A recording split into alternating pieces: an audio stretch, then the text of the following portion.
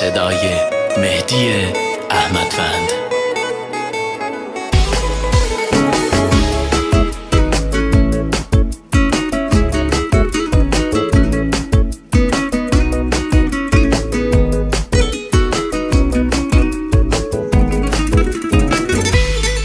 میگن هیچ عشقی تو دنیا مثل عشق اولین نیست. میگذره عمری اما از خیالت رفتنی نیست. تا عشقیش کی مثل اون که پس میزنتت نیست. چه بده تنهاشی وقتی هیچ کسی هم قدمت نیست.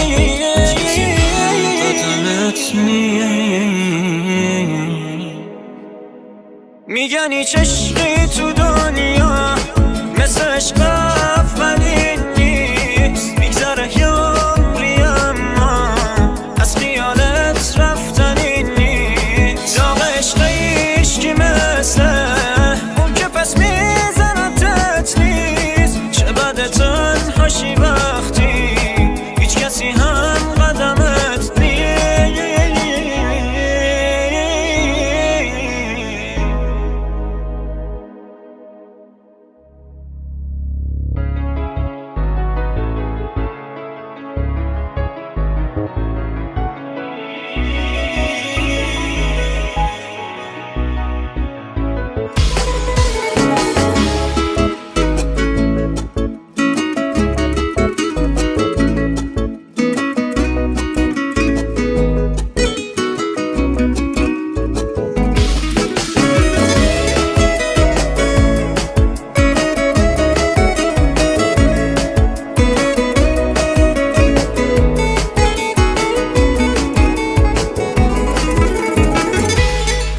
چقدر سخته بدونی اون که میخوایش نمیمونه، که دلش یه جای دیگه است و همه وجودش مال اونه.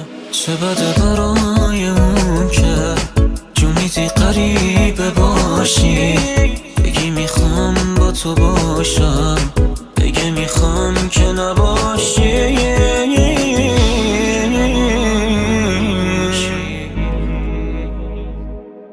چقدر سخته بدونی اون که میخوایش نمیمونه، که دلش یه جای دیگه